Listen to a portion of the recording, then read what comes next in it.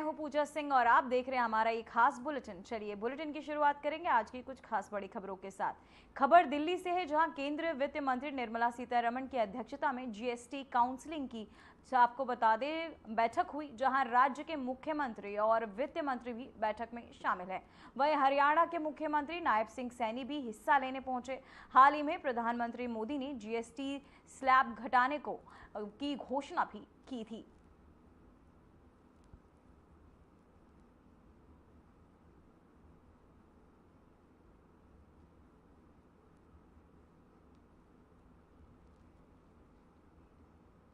तो वहीं छत्तीसगढ़ में बिजली क्षेत्र को नई ऊर्जा देने वाला एक अहम कदम उठाया गया है। मुख्यमंत्री विष्णुदेव साय ने रायपुर में पावर कंपनियों के संयुक्त कार्यालय भवन का शिलान्यास किया। ये भवन न सिर्फ आधुनिक सुविधाओं से लैस होगा, बल्कि पूरी तरह हरित ऊर्जा पर आधारित होगा।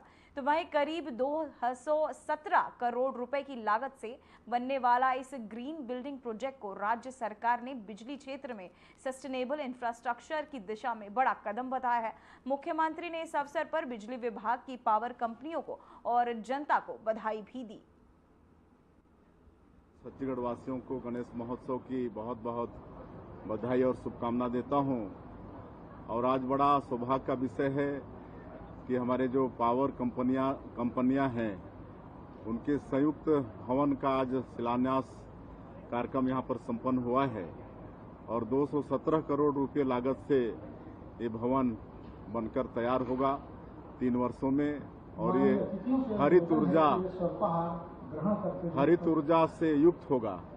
सोलर और ऐसा पहली बार की दीवार में भी मतलब उससे भी पावर जनरेट करके बिजली इस भवन में उपलब्ध होगी। तो ऐसा शायद पहला भवन छत्तीसगढ़ में बनने जा रहा है। तो मैं इसके लिए विद्युत विभाग, पावर कंपनियां और पूरे छत्तीसगढ़ वासियों को भी बधाई देता हूं, शुभकामनाएं देता हूं। और इस भवन के बनने से निश्चित रूप से उपभोक्ताओं को और हमारे पावर कंपनियां के जो अधिकारी हैं उनको भी लाभ होगा। इसकी मुझे जानकारी है और हमने जिला प्रशासन से भी बात किया है। उसमें अभी तक मेरी जानकारी के अनुसार 3 लोगों की मौत हुई है और 22-23 लोग घायल हुए हैं, जिनको तत्काल रात में ही हमारे जिले के एसपी कलेक्टर वहां पहुंच गए थे और अंबिकापुर उनको रेफर किया गया है। और हमने निर्देशित किया है कि घायलों के इलाज में किसी तरह से भी कोताही नहीं बरती जाए। अगर उनको अंबिकापुर से भी और आगे कहीं रायपुर भी रेफर करना पड़े तो भी करें, लेकिन कहीं कोताही नहीं होना चाहिए इलाज में, और इलाज उनका ठीक से हो रहा है। तो वहीं भोपाल में मुख्यमंत्री मोहन यादव ने वर्षा और बाढ़ प्रभावित क्षेत्रों की स्थिति की समीक्षा बैठक की और राहत और पुनर्वास कार्यों की प्रगति की जानकारी भी ली। तो वहीं उन्होंने अफसरों को निर्देश दिए कि प्रभावित लोगों को हर संभव मदद मिलनी चाहिए। साथ ही मुख्यमंत्री ने जिलों में उर्वरक वितरण की स्थिति पर भी चर्चा की। तो वहीं किसानों को समय पर खाद उपलब्ध कराने के लिए आवश्यक कदम उठाने को भी कहा।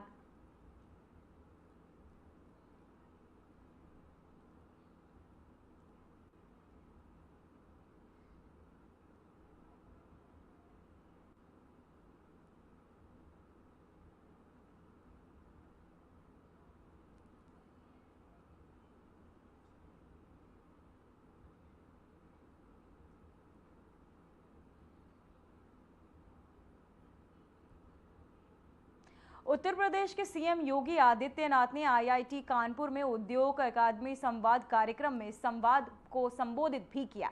तो वहीं आपको बता दें, इस कार्यक्रम के अवसर पर सीएम ने कहा कि उद्योग, शिक्षा जगत और समाज के बीच सहयोग की प्रक्रिया को आगे बढ़ाना समय की मांग है। उन्होंने जोर देकर कहा कि हमें एक कदम पीछे हटकर पूरी दुनिया को एक समाज के रूप में देखना चाहिए।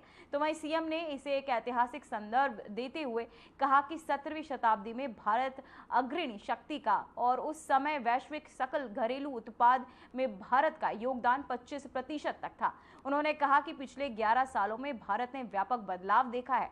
आज भारत दुनिया की सबसे तेजी से बढ़ती अर्थव्यवस्था में शामिल है और चौथी सबसे बड़ी अर्थव्यवस्था बन चुका है।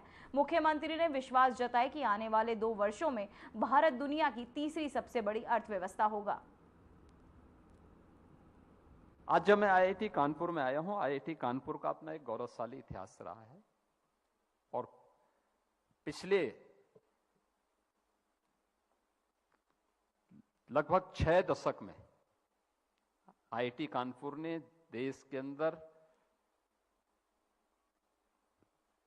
टेक्नोलॉजी के क्षेत्र में देश को बहुत कुछ देने का प्रयास किया है।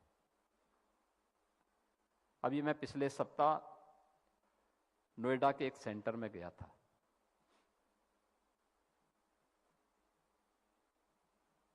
ड्रोन टेक्नोलॉजी का एक बेहतरीन केंद्र बना है और मुझे वहां पर आईआईटी कानपुर की भी कुछ फैकल्टी मिली थी। मैंने देखा वहां पर कि नए भारत की सामरिक चुनौतियों का मुकाबला कैसे हमारा युवा कर रहा है और कैसे आईआईटी कानपुर उसमें योगदान देकर के उन चुनौतियों का मुकाबला कर रहा है जो ऑपरेशन सिंदूर के अंदर या अन्य समय में हम लोग या देश झेलता है। यानी कोई ऐसा अक्षर नहीं जिसमें मंत्र बनने की क्षमता न हो। आखिर कोई मंत्र बना होगा तो अक्षरों के संयोजन से ही बना होगा ना। और कोई वनस्पति ऐसी नहीं जिसमें औषधि बनने की सामर्थ्य न हो, और मनुष्य कोई ऐसा नहीं जिसमें योग्यता न हो। अगर मनुष्य अयोग्य है, अगर वनस्पति औषधि के योग्य नहीं है, अगर अक्षर मंत्र बनने के योग्य नहीं है, तो ये मान करके चलिए कि कोई योजक नहीं है, जोड़ने वाला नहीं है। और मुझे लगता है कि आईआईटी जैसे संस्थानों के पीछे की मंशा यही है कि वह उस योजक के रूप में काम कर रहे हैं, और ये समन्वय का कार्यक्रम उस योजक के रूप में एक नई कड़ी की, एक नई भूमिका का निर्वहन करने के लिए आज यहां पर आयोजित है। मैं जिस परंपरा से आता हूं, हमारे महायोगी गोरखनाथ जी ने कहा था कि पिंड माही ब्रह्मांड समाया है। यानी जो कुछ भी इस संपूर्ण ब्रह्मांड में है वह सब कुछ आपके शरीर में है। उसको ढूंढने की आवश्यकता है, उसको देखो तो। हमारा शास्त्र भी कहता है यथ पिंडे तत् ब्रह्मांडे, यानी सब कुछ है आपके पास, बस उस दिशा में एक दृढ़ इच्छा शक्ति के साथ आगे बढ़ने की आवश्यकता है। और आईआईटी कानपुर इसलिए भी क्योंकि देश का पहला कंप्यूटर तो आईआईटी कानपुर ने दिया था, और इसीलिए जब क्वांटम कंप्यूटिंग की बात आई तो मैंने सबसे पहले आईआईटी के डायरेक्टर को फोन किया। मैंने कहा एक पत्र मुझे तत्काल बना के भेजे, इसको तत्काल हमें आगे बढ़ाना है। और मुझे प्रसन्नता है कि आज क्वांटम कंप्यूटिंग में भी आईआईटी कानपुर कार्य कर रहा है।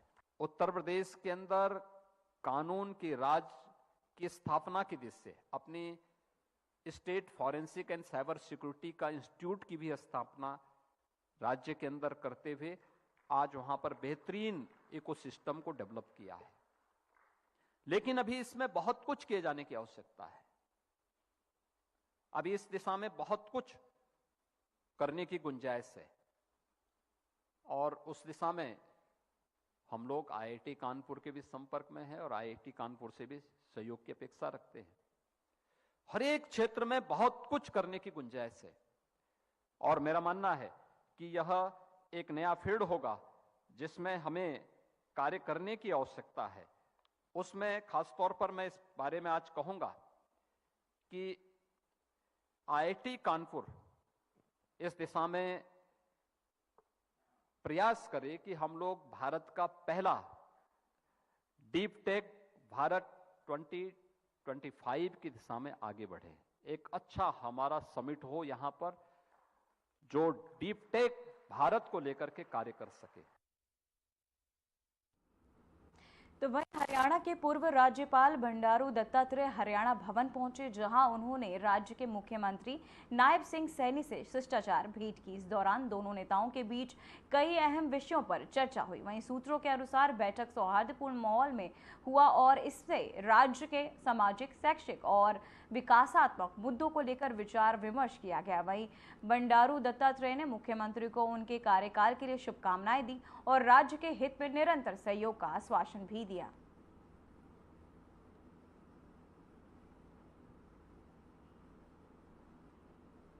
तो वही खबर चंडीगढ़ से, जहां सरकार ने स्टोन क्रशर की स्थापना को लेकर एक नए सख्त दिशा निर्देश जारी किए हैं। अब राष्ट्रीय और राज्य मार्ग में कम से कम आधा किलोमीटर की दूरी पर ही स्टोन क्रशर लगाए जा सकेंगे। इसके अलावा राष्ट्रीय राजधानी क्षेत्र की सीमा पर 5 किलोमीटर के अंदर कोई भी स्टोन क्रशर काम नहीं करेगा। नगर निगम, नगर पालिका और नगर परिषद की सीमाओं के आसपास भी विशेष दूरी का पालन अनिवार्य होगा। साथ ही गांव की फिरनी के आधे किलोमीटर के दायरे में स्टोन क्रशर लगाने की पूरी तरह से रोक लगा दी गई है।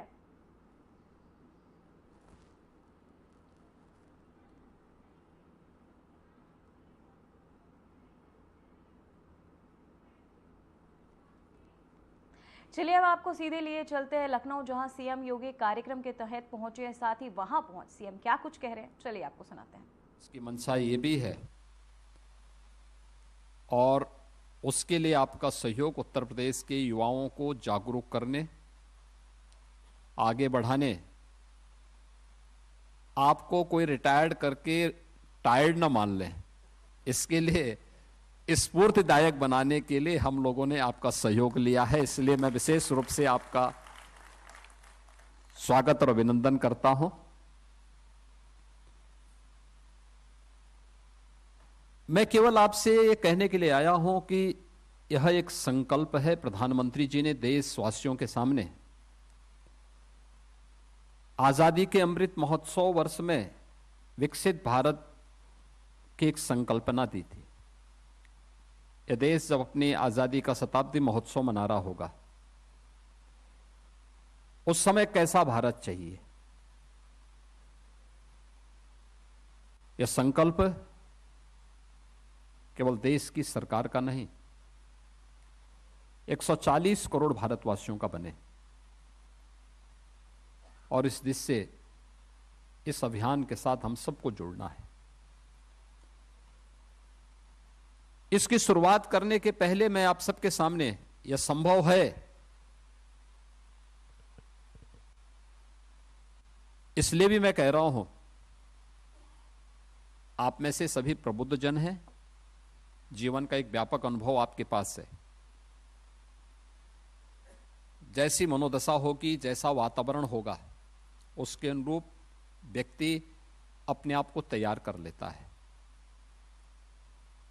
आपने प्रख्यात वैज्ञानिक जगदीश चंद्र बसु की वह कथा सुनी होगी, जो उन्होंने वनस्पतियों में भी जीव का अंश होता है और जिस मनोदशा में, जिस भाव के साथ हम उसको आगे बढ़ने के लिए प्रेरित करेंगे, वह उसी दिशा में आगे बढ़ता है। खासतौर पर उन्होंने जब इस प्रयोग को किया था, उन्होंने एक जैसे वातावरण में, एक जैसी परिस्थितियों में, एक जैसी संसाधनों के साथ 2 पौधे रोपित किए थे।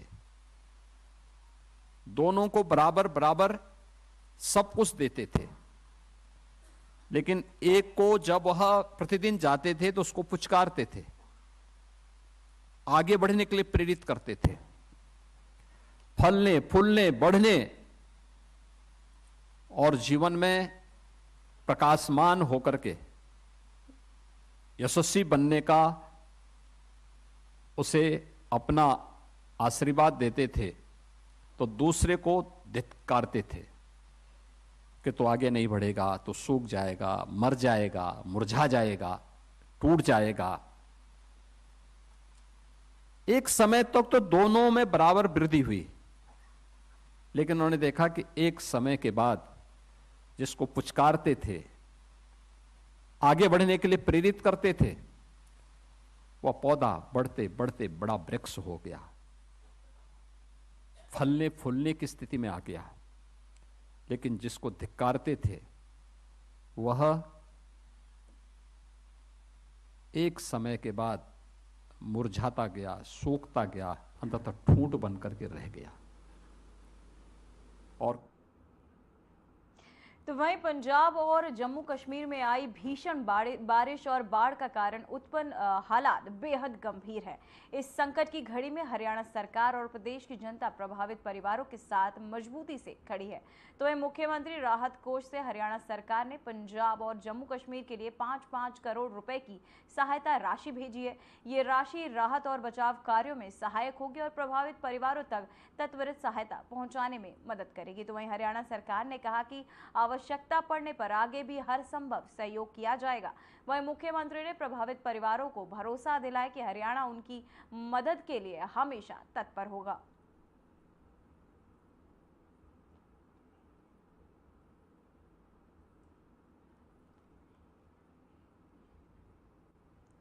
दिल्ली में यमुना नदी का जल स्तर लगातार बढ़ता जा रहा है और अब खतरे के निशान से ऊपर पहुंच चुका है। बुधवार सुबह तक जल स्तर 206.86 मीटर दर्ज किया गया, जिसके बाद प्रशासन ने पुराना लोहा पुल पूरी तरह बंद कर दिया है। इसका असर न सिर्फ ट्रेनों की आवाजाही पर पड़ा है, बल्कि दिल्ली की सड़कों पर भी ट्रैफिक बुरी तरह प्रभावित हो रहा है। साथ ही पुल के नीचे बनी अवैध गौशाला के करीब 400 गायों को हटाकर पुल के भीतर अस्थायी रूप से रखा गया। हालात को देखते हुए पुलिस और अर्धसैनिक बलों को तैनात किया गया है। देखिए हमारी ये खास रिपोर्ट। दिल्ली में यमुना का जलस्तर तेजी से बढ़ रहा है और हालात अब चिंताजनक मोड़ पर पहुंच गए हैं। बुधवार सुबह 7 बजे तक यमुना का जलस्तर 206.86 मीटर दर्ज किया गया, जो खतरे के निशान यानी 205.33 मीटर से काफी ऊपर है। सबसे बड़ा असर पुराना लोहा पुल यानी यमुना का ब्रिटिशकालीन रेलवे ब्रिज पर देखने को मिल रहा है। प्रशासन ने मंगलवार दोपहर 3:45 पर इस पुल को वाहनों के लिए बंद कर दिया था। बुधवार सुबह 6:30 बजे से इस पर ट्रेनों की आवाजाही भी रोक दी गई। ये कदम एहतियातन उठाया गया है ताकि किसी भी संभावित दुर्घटना से बचा जा सके। फिलहाल यमुना के खादर इलाके में पानी फैलना शुरू हो गया है और पुराना उस्मानपुर, गढ़ी मेंढू जैसे निचले इलाकों तक पानी पहुंच गया है। पुल के बंद होने का असर अब दिल्ली की सड़कों पर साफ दिख रहा है। Shastri park, Pushta road, Gandhinagar road, Geeta colony, flyover और कश्मीरी गेट पर ट्रैफिक का दबाव काफी बढ़ चुका है। दिल्ली पुलिस ने पहले ही एक एडवाइजरी जारी करते हुए ट्रैफिक को वैकल्पिक मार्गों की सलाह दी थी। गांधीनगर से पुरानी दिल्ली जाने वाले वाहन चालक अब गीता कॉलोनी फ्लाईओवर से होकर जाएं। वहीं यमुना बाजार के पुराना हनुमान मंदिर से यमुना पार जाने वालों को कश्मीरी गेट और शादरा जीटी रोड से रूट लेने को कहा गया है। बता दें कि दिल्ली पुलिस, एनडीआरएफ और अर्धसैनिक बलों को मौके पर तैनात कर दिया गया है। पुराने पुल के चारों तरफ बैरिकेडिंग की गई है और लोगों को वहां जाने से रोका जा रहा है। इस बीच दिल्ली सरकार के मंत्री प्रवेश वर्मा ने हालात का जायजा लेने के लिए आईटीओ बैराज का दौरा किया। उनका कहना है कि घबराने की जरूरत नहीं है। बारिश का स्वागत है। दिल्ली वासियों को बारिश का पूरा आनंद उठाना चाहिए। पहले की सरकारें प्रार्थना करती थी बारिश ना हो क्योंकि दिल्ली डूब जाती थी। हम जो है ईश्वर से प्रार्थना कर रहे पानी आए, बारिश हो, खूब बरसे, क्योंकि हमने नालों की डिसिल्टिंग करवा दी है, सारी गलियों की ड्रेन्स की डिसिल्टिंग करा दी है। आज कम से कम 80% पानी जो है हमारी दिल्ली बच गई है। 80% पानी को हमने वाटर लॉगिंग की समस्या को खत्म किया। पिछले 6 महीनों में हमने यमुना की जल धारण क्षमता को बढ़ाया है। बाढ़ की कोई संभावना नहीं है। हम हर स्थिति पर नजर बनाए हुए हैं। आपने प्रवेश वर्मा को सुना, लेकिन जमीनी हालात इन दावों से कुछ अलग नजर आ रहे हैं। पानी का बहाव लगातार बढ़ रहा है। निचले इलाकों में जल भराव शुरू हो चुका है और हर बीतते घंटे के साथ खतरा और बढ़ रहा है। ऐसे में प्रशासन के सामने सबसे बड़ी चुनौती है लोगों को सुरक्षित रखना, ट्रैफिक को नियंत्रित करना और नदी के आसपास के क्षेत्रों में बाढ़ जैसी स्थिति बनने से रोकना। हालांकि हालात चुनौतीपूर्ण हैं, लेकिन ये कहना गलत नहीं होगा कि प्रशासन ने इस बार पहले से ज्यादा तैयारी और सतर्कता दिखाई है। जलस्तर बढ़ने से पहले ही एडवाइजरी जारी की गई, ट्रैफिक रूट डाइवर्ट किए गए और संवेदनशील इलाकों में पुलिस, सिविल डिफेंस और एनडीआरएफ की तैनाती की गई। इतना ही नहीं, गौशाला जैसी संवेदनशील जगहों पर तुरंत निर्णय लेकर जानवरों को सुरक्षित स्थानों पर पहुंचाया गया, जो एक बड़ा मानवीय कदम है। बीते वर्षों के मुकाबले इस बार का रिस्पांस तेज और जमीन से जुड़ा हुआ दिखाई दे रहा है। प्रशासन लगातार जल आयोग और मौसम विभाग से संपर्क में है और रियल टाइम अपडेट के आधार पर फैसले लिए जा रहे हैं।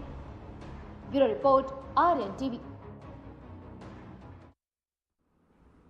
चीन से कुछ बेहद दिलचस्प तस्वीरें सामने आई, जहां पाकिस्तान के प्रधानमंत्री शहबाज शरीफ के रूस के राष्ट्रपति व्लादिमीर पुतिन से कुछ ऐसी बातें कही जिन्हें सुनकर किसी को भी लगेगा कि पड़ोसी देश अब सिर्फ कश्मीर पर नहीं, भारत के विदेश नीति पर भी जल भुनकर खाक हो चुका है। रूस और भारत की बढ़ती दोस्ती को देखकर पाकिस्तान भी बौखलाहट अब छुपी नहीं रह गई। वहीं आपको बता दें, इसी बौखलाहट में शरीफ साहब, जो खुद शायद foreign policy for dummies type किताब ढूंढ रहे होंगे, पहुंच गए पुतिन जी के पास। मानो कहे, आपको बता दें कि मानो वो कह रहे हो, हमें भी थोड़ा प्यार दे दो, हम भी तुम्हारे अच्छे दोस्त बन सकते हैं। लेकिन पुतिन भी पाक की नीयत से भली भांति वाकिफ हैं कि एक बार को सांप पर भरोसा किया जा सकता है कि वो नहीं काटेगा, लेकिन पाकिस्तान पर तो कतई नहीं। देखिए हमारी एक खास रिपोर्ट। जब कोई पुराना धोखेबाज दोस्त, जिससे आपने सालों पहले अपनी जिंदगी से निकाल दिया था, अचानक किसी और के साथ आपकी दोस्ती देखकर जलने लगे, तो समझ लीजिए कि बात सिर्फ जलन की नहीं, हास्यास्पद स्तर की हताशा की है। पाकिस्तान के प्रधानमंत्री शहबाज शरीफ, जो एससीओ समिट के बहाने चीन पहुंचे थे, वहां उन्होंने रूस के राष्ट्रपति व्लादिमीर पुतिन के सामने वो लाइन मार दी जिसे सुनकर रूस भी शायद सोच में पड़ गया होगा कि अचानक इतना भोला कौन बन गया है। हमें भी आपसे मजबूत रिश्ते चाहिए, हमें भी दोस्ती चाहिए।